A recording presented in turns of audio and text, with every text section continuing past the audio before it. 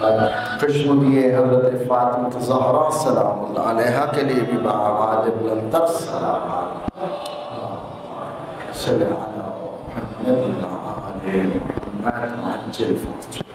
سب سے پہلے خالق مالک رازق وہ ستر وجود، وہ ہر کسی کو رزق دینے والا، وہ ہر کسی کو اپنی رحمتوں سے سرشار کرنے والا، سرشار کرنے والا، وہ پروردگار جس نے ہمیشہ اپنا کرم ہم پہ برقرار رکھا ہے۔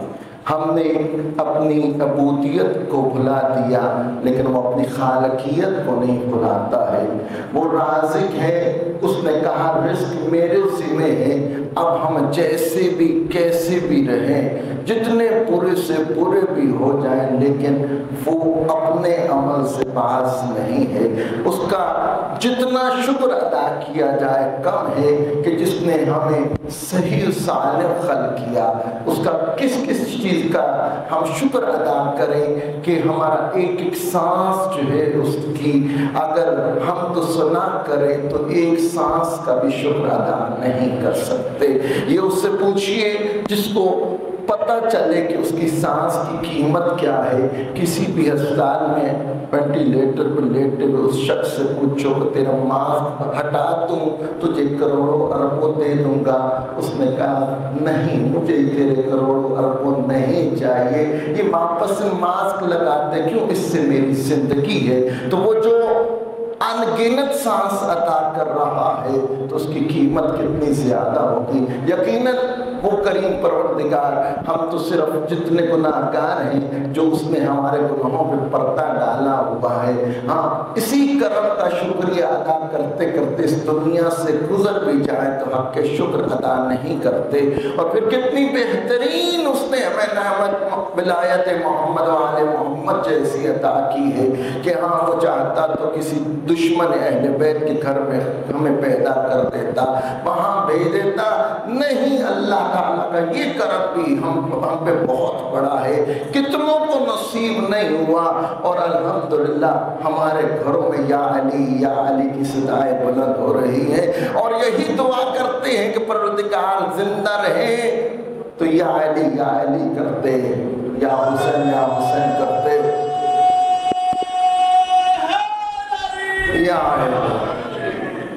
یہ ہماری ماں کی طہارت کا اعلان ہے کہ ہمارا بچہ پیدا ہوتا ہے، علی کو جانتا نہیں لیکن نام علی پہ مسکرا دیتا ہے، اپنے ہاتھوں کو اٹھا لیتا ہے۔ عزیزان گرامی، اللہ تعالیٰ نے ہمیں اتنی بہترین ہستیاں عطا کی، یہ محمد و آل محمد جیسی کہ ہم ان کو جانتے ہی نہیں، ہم ان کو سمجھتے ہی نہیں، ہم نے ان کا مطالعہ ہی نہیں کیا ہے۔ امام جعفر صادق علیہ السلام جن کی شہادت کی تاریخ ایک روایت کے مطابق جو پاکستان میں زیادہ تر مانی جاتی ہے، منائی جاتی ہے، وہ 15 شوال ہے، اور جو عموماً ایک اور روایت ہے جو عرب کے اندر زیادہ مشہور ہے وہ 25 ہے۔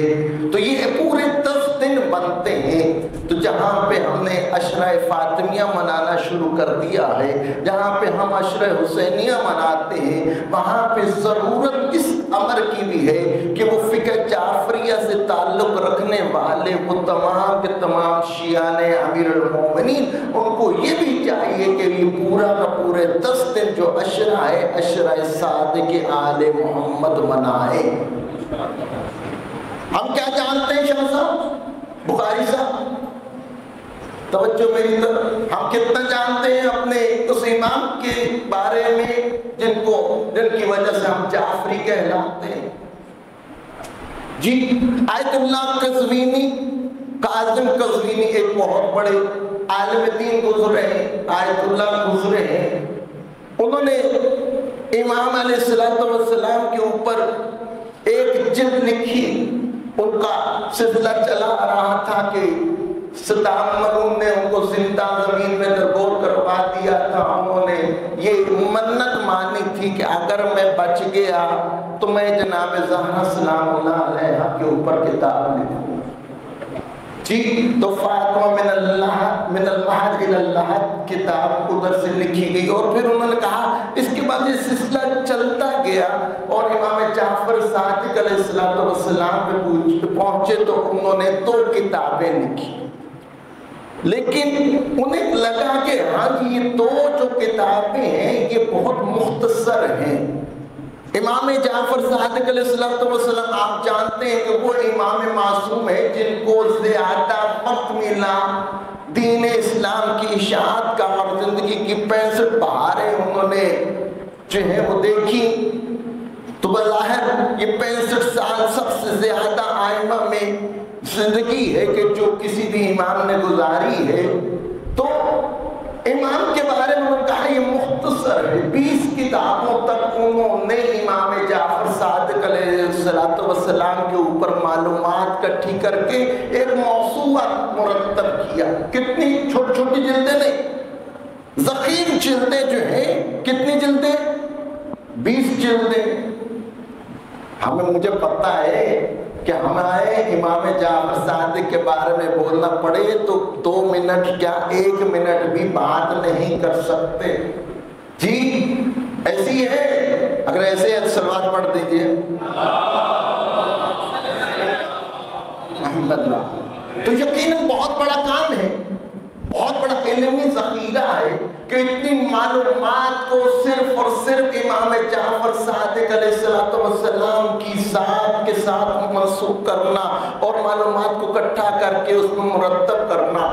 بڑے کہتے ہیں کہ ہم، ان کے بیٹے فرماتے تھے کہ ہم دونوں باپ بیٹا جو ہیں آیت اللہ مراشی نجفی علیہ الرحمہ کے پاس گئے کہ مولانا یہ مواد تو اکٹھا ہو گیا، کچھ عنایت کیجئے تاکہ ان کو چھپوا سکے. کہا ہم لوگ ادھر چلے گئے، ان کے پاس پہنچے، ان کو ریکویسٹ کی. انہوں نے کہا کیا لکھا ہے؟ کہا 20 جلدیں الحمدللہ امام جعفر صادق علیہ السلام پر. انہوں نے کہا کام تو کیا لیکن مختصر کام کیا ہے، ابھی اور لکھو. کہا 20 جلدیں لکھ کے سینہ تان کے گئے تھے بزرگ مجتہد کے پاس کہ وہ شابشی دیں گے. یہاں پہ وہ کہتے ہیں مختصر کیا ہے. کہا ہم نے کہا چلو دیکھتے تو ہے. تو اب وہ بتا رہے تھے کہ والد صاحب کی تو رحلت ہوگی لیکن بابا نے 65 جلدیں ایسی تھیں جو لکھ لی ہیں جن کو ہم چھپا چکے ہیں. ابھی کتنی ایسی کتابیں ہیں جو ابھی چھپنا باقی ہے.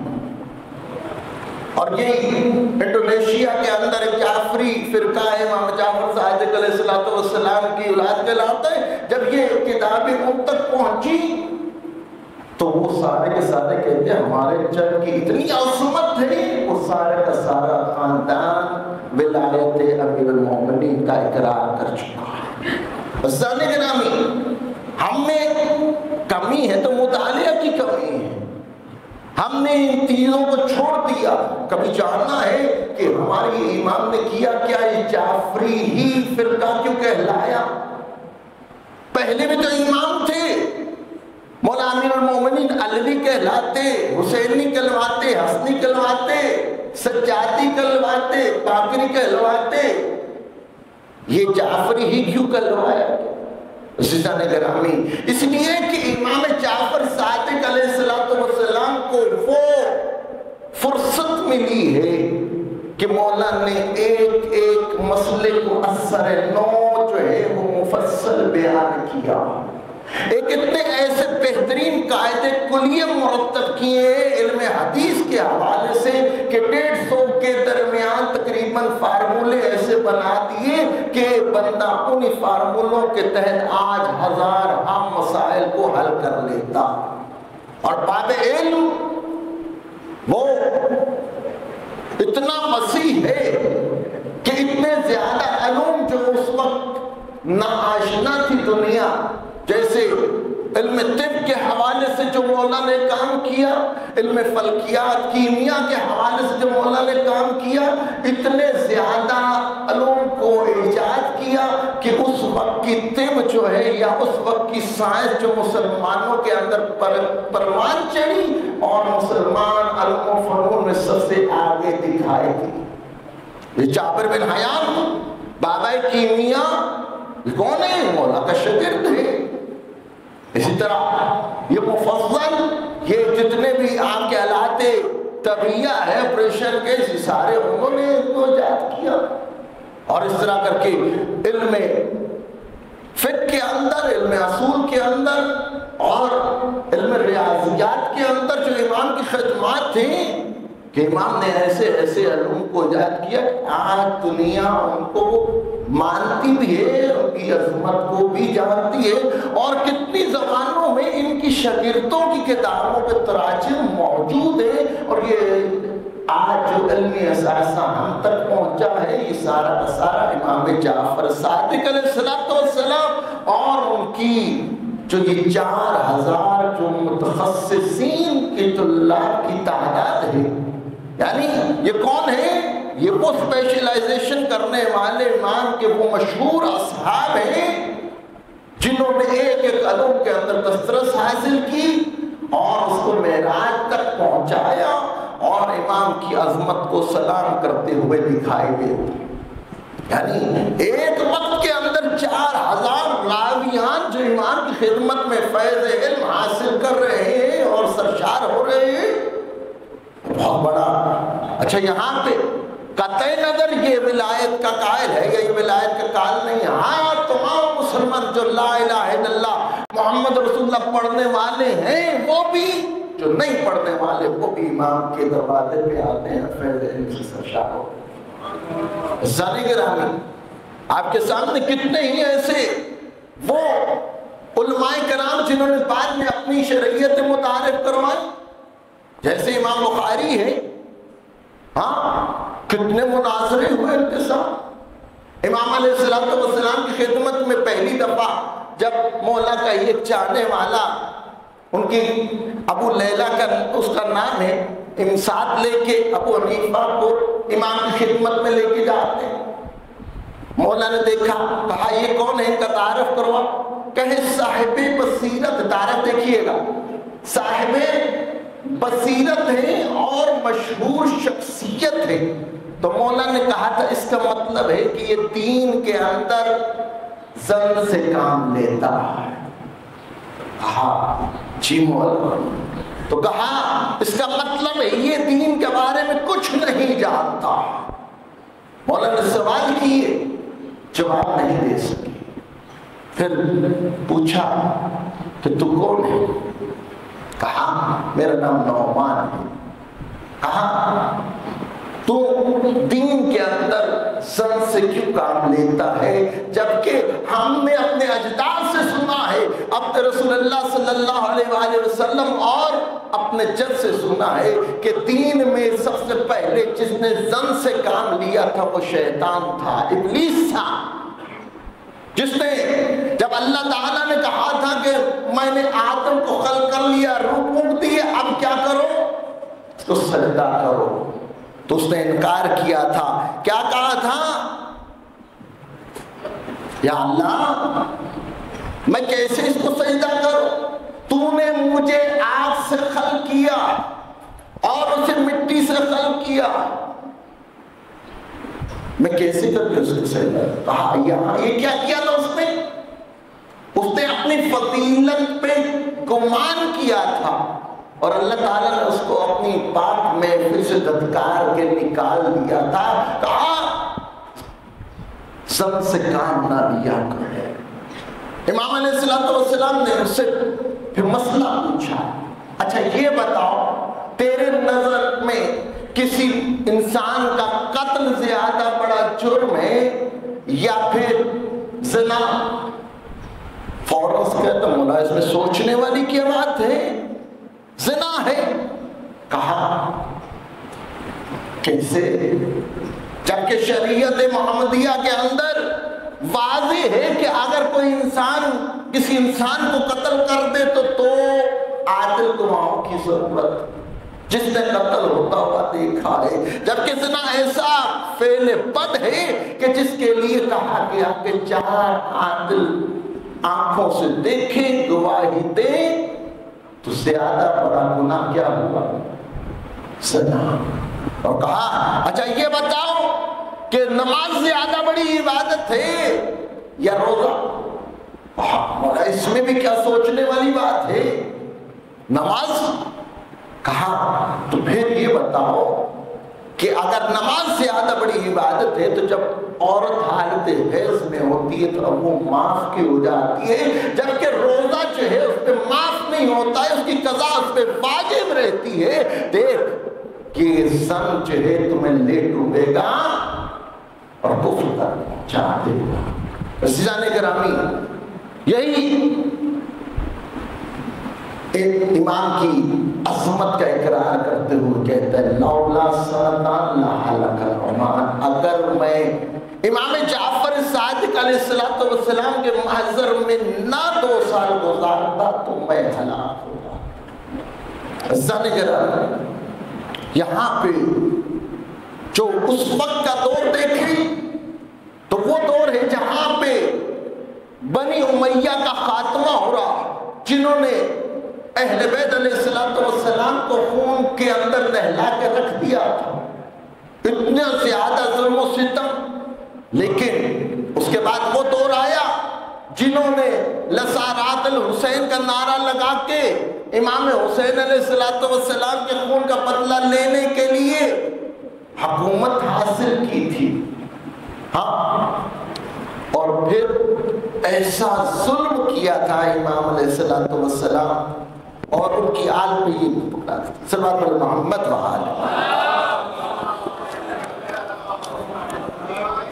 کہ ایسے ایسے حالات آئے کہ بنی عباس نے وہ مظالم بھی کیے کہ جو بنی امیہ سوچ بھی نہیں سکتے۔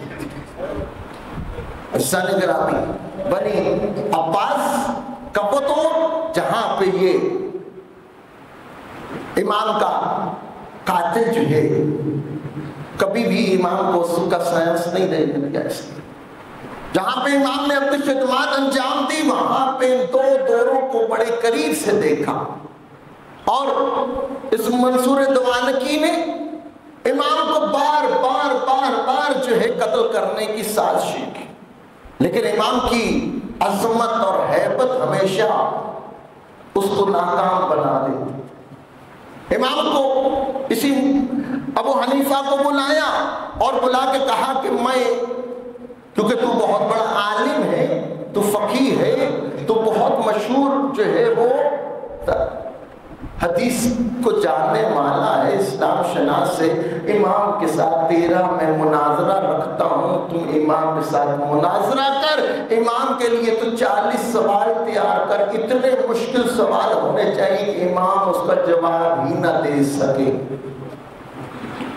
مقابلہ رکھا گیا، امام علیہ السلام کو بلایا گیا، اس نے 40 سوال رکھے، امام علیہ السلام نے ان 40 سوال، یہ خود روایت کر رہا ہے، اہل سنت کی کتابوں سے روایت ہے کہ اس نے 40 سوال امام کے سامنے پیش کیے، امام علیہ السلام نے صرف جواب نہیں دیے بلکہ یہ بھی بتایا، دیکھ مکہ والے یہ کہتے ہیں، مدینہ والوں کا یہ جواب ہے، ہاں کوفہ والوں کے اندر یہ اختلاف نظر پایا جاتا ہے، اور کہتا ہے کہ میں سب سے پہلے تو یہ جانتا تھا کہ ہاں صرف جعفر صادق سب سے بڑا عالم ہے، آج میں یہ بھی اعلان کرتا ہوں کہ اختلاف نظر میں جو سب سے زیادہ جاننے والا ہے وہ بھی جعفر صادق سے بڑھ کے کوئی نہیں۔ پھر یہی منصور دوانکی، خدا اس پہ لعنت کرے، اب اس نے امام کو شہید کرنے کی اور امام کو شرمندہ کرنے کی میں نے کہا کئی کوششیں کی، اس نے بائبل کے اندر 70 جو ہے وہ جادوگروں کو اکٹھا کیا کہ تمہاری ماں تمہارے غم میں روئے، تم صرف میاں بیوی کے اندر صرف جھگڑے کرانے جو کہ رہ گئے ہو، ہاں تم اپنے اجداد کا کام کیوں نہیں کرتے؟ کہا کیا؟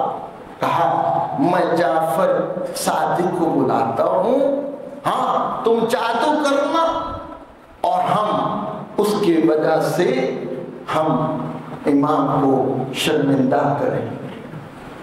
دسترخوان لگایا گیا، 70 کرسیاں رکھی گئی، اور اس نے کیا کیا؟ اس نے اپنے دربار میں ہر کرسی کے پیچھے جو ہے ایک شیر کی تصویر والے قالین کو وہاں پہ لٹکا دی۔ امام علیہ السلام جیسی داخل ہوئے تو ان کے ارادوں کو بھانپ لیا اور کہا تم مجھے نہیں جانتے ہو، میں وارث موسیٰ ہوں، میں اللہ کی زمین پہ حجت ہوں۔ ابھی اتنی بات تھی، امام کو پیش آیا، امام نے فوراً سے ان شیروں کو حکم دیا، اے قالین میں بنے شیروں، کیا دیکھ رہے ہو؟ جلدی سے آؤ، ان کو کھا جاؤ۔ یہ منصور دیکھ رہا ہے، ہر قالین سے شیر نکلا اور اس جادوگروں کو سب وہ نکل گیا۔ یہ ہامتا کامتا امام کے قدموں میں گر گیا، رو کے معافی مانگ کے کہتا ہے مولا جسارت ہو گئی، آئندہ نہیں ہوگا، معاف کر دے۔ امام نے اس کو تو معاف کیا، لیکن پھر ہاتھ جوڑ کے کہتا ہے وہ بھی میرے بلائے ہوئے تھے، ان کو آ کر میرے جد موسیٰ کے آسان نے ان سام کو باہر نکل دیا ہوتا تو آج یہ شیر بھی تیرے ان جادوگروں کو نکل کے باہر پھینک دیتے۔ امام نے اعلان کر دیا کہ ہم ورثائے آئمہ ہیں، اور یہ بھی بتا دیا تم سب وارث فرعون ہو۔ زن گرامی، ہمیں آئمہ علیہ السلام کی زندگی کا مطالعہ کرنا چاہیے، ہمیں ان کی صداقت کا علم ہونا چاہیے۔ آج ہم افتخار کرتے ہیں تو انہی اماموں کے صدقے میں کرتے ہیں، اس کے علاوہ ہمارے پلے چیز کیا؟ اگر آپ کے پاس ہوگی تو آپ اس پہ ناز کریں گے نا، وہ ناز نہیں کر سکتے، ان کے پاس ان کے علاوہ کچھ نہیں ہے۔ الحمدللہ ہم فخر کرتے ہیں کہ ہمارے پاس نجات کی کنجی موجود ہے۔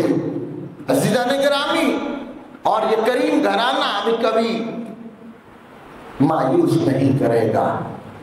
ضرورت ہے کہ ہم آئمہ علیہ السلام کی ان تعلیمات کو پڑھیں، ان کا مطالعہ کریں، ان کو لوگوں تک عام کریں، اپنے دسترخوان پہ اپنے بچوں کے سامنے ان کو بیان کریں، تاکہ ہمارے بچے جیسے جاہل بن رہے ہیں ایسے نہ بنے، ان کے اندر بھی محبت محمد والے محمد کم از کم اتنی تو ہونی چاہیے جتنی ہمارے دلوں۔ صلوات پڑھیے محمد و آل محمد۔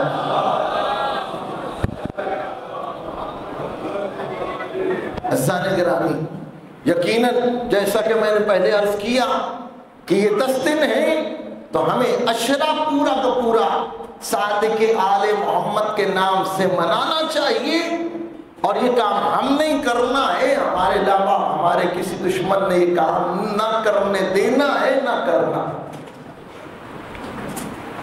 یہ دن جو ہے، جو حالات و واقعات آپ کے سامنے چل رہے ہیں، ان کے سامنے فلسطین کا مسئلہ آپ کے سامنے ہے، کہ جو آج بھی اس وقت جو اپنے آپ کو سپر پاور کہتا تھا، اس کی حقیقت دنیا کے سامنے آ چکی ہے کہ سپر پاور صرف اور صرف ہمارے کانوں میں ڈالا گیا تھا، پلے ہے کوئی نہیں۔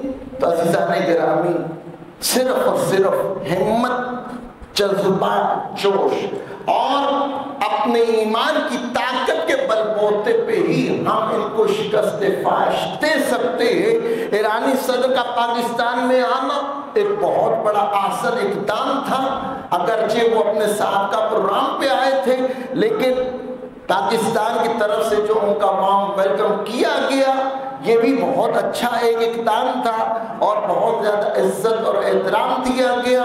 ہمیں بھی ہم سب مل کے ان تمام سفارشات کو جو آپس میں دونوں دوست ممالک کے درمیان طے پائی ہے، ہم ان کی حمایت کا اعلان کرتے ہیں، اور دونوں طرفہ ان جو خیالات کا اظہار کیا گیا ہے اور ان کی دوستی کو مزید بڑھاوا دینے کا کہا گیا ہے، ہم اس کی تائید و تصدیق کرتے ہیں۔ صلوات پڑھ لیں محمد و آل محمد۔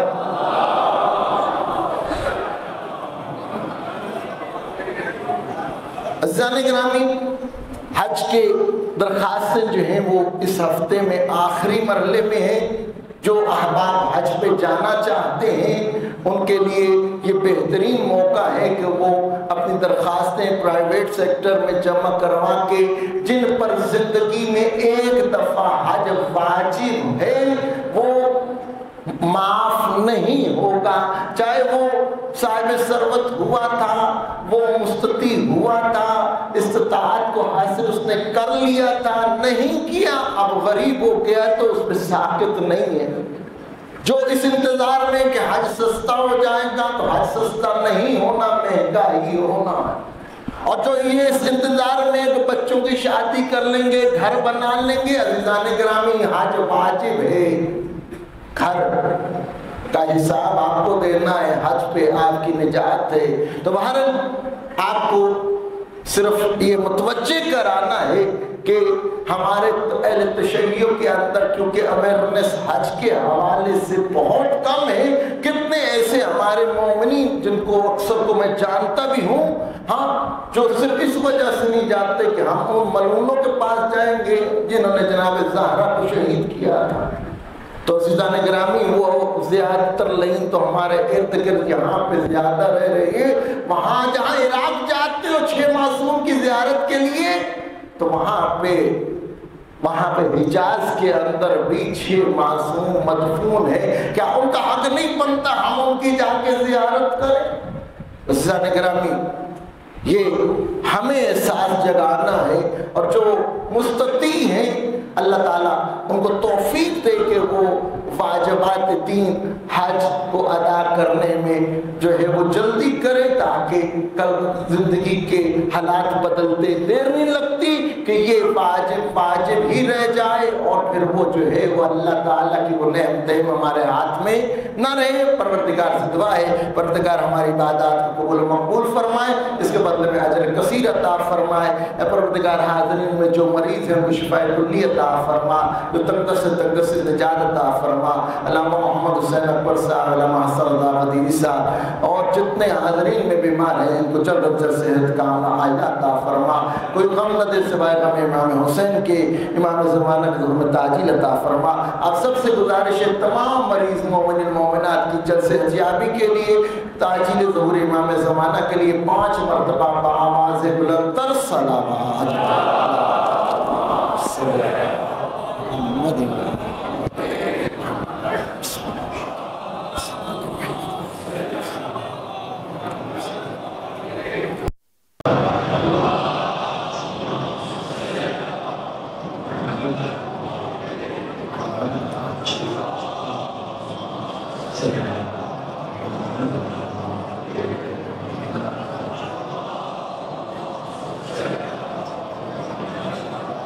بسم الله الرحمن الرحيم الحمد لله الذي لا إله إلا هو الحليم الكريم غافر الذنب وقابل التوب وهو الغفور الرحيم